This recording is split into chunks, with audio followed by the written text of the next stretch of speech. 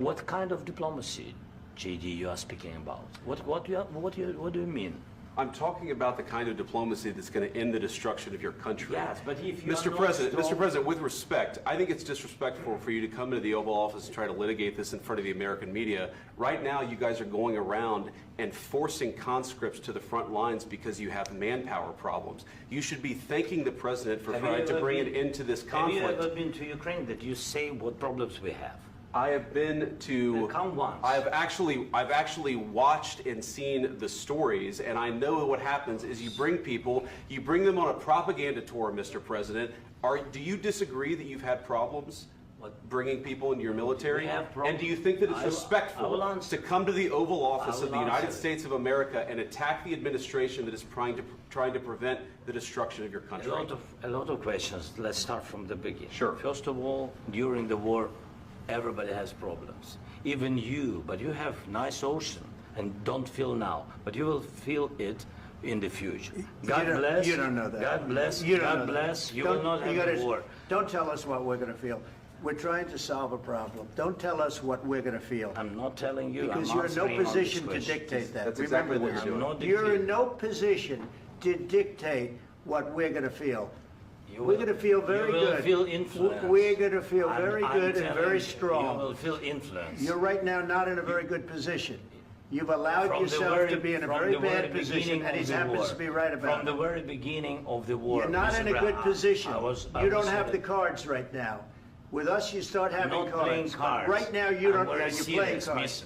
You're playing cards. You're gambling with the lives of millions of people. You're gambling with World War III. You're gambling with World War III. And what you're doing is very disrespectful to the country, this country.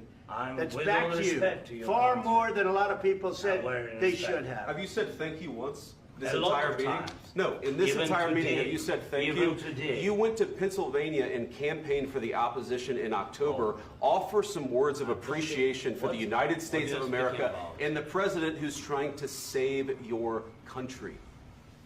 Please, you think that if you will speak very loudly about the war, you can... He's not speaking loudly. He's not speaking loudly. Your country is in big trouble. Can I Wait a answer? minute. No. You've done a lot of talking.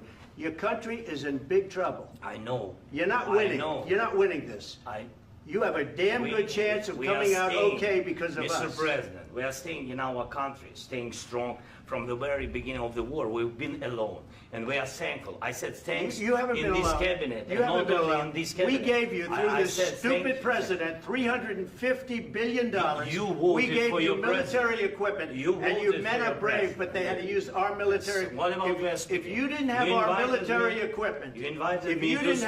military equipment, this war would have been over in 2 weeks. In 3 days. I heard it from Putin. In 3 days. This is something maybe new. Less. In 2 weeks. Of course, yes. It's going to be a very hard thing to do business like this. Again, I tell you. just say thank you. I said a lot of times to American people. Except that there are disagreements, and let's go litigate those disagreements rather than trying to fight it out in the American media when you're wrong.